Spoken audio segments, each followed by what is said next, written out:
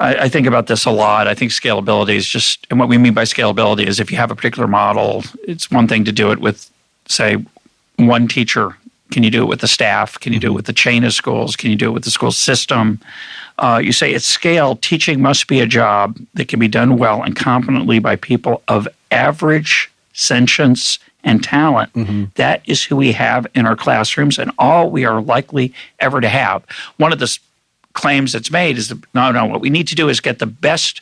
The best people should be in the classroom. And of course, I think about this this example I got from, it's a book on entrepreneurship, can't remember the titles, by Michael Gerber.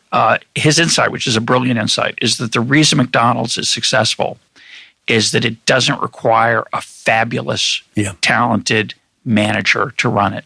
It requires a talented manager, a reliable manager, a person who's trying, but they've created a system so that a pretty skilled person can provide a reliably good hamburger every single time.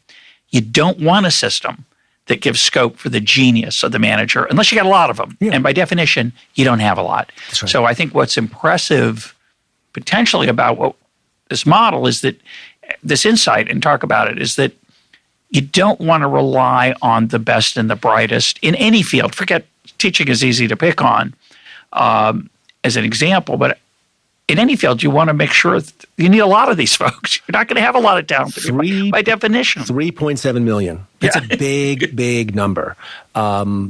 There are not 3.7 million classroom saints and superstars out there. And I get myself in trouble when I make this observation because I don't want people to perceive me as thinking ill of teachers. I am a teacher of decidedly average sentience. Look, it is what it is. I invoke Donald Rumsfeld all the time, making a joke about this. You go to school with the teachers you have, not the teachers you wish you had. So our job has to be, and I like the McDonald's analogy, except then it creates the impression, you don't want to do mixed schools. No, you don't want to do mixed schools, but you want to make this a job that somebody can come in and be successful at relatively quickly. Because you're absolutely right. You're not going to get those saints and superstars. You're not going to get the geniuses. And if you get them, great. Leave them alone and let them do magic. But there aren't 3.7 million of those.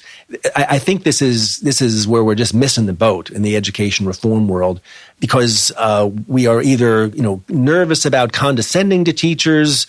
We think that we're going to, they don't want to lose their autonomy. It's interesting. I wrote a story a couple of years ago for a magazine called Education Next that made almost exactly this point, that I think the phrase I used was that we were making teaching too hard for mere mortals. And I expected a considerable amount of pushback. I gave a talk and I got a standing ovation for this, like for making this what I thought was going to be a controversial observation. And people are like, at last, somebody is recognizing how hard we have made this job. It really is beyond the cognitive ability, the way we configure it.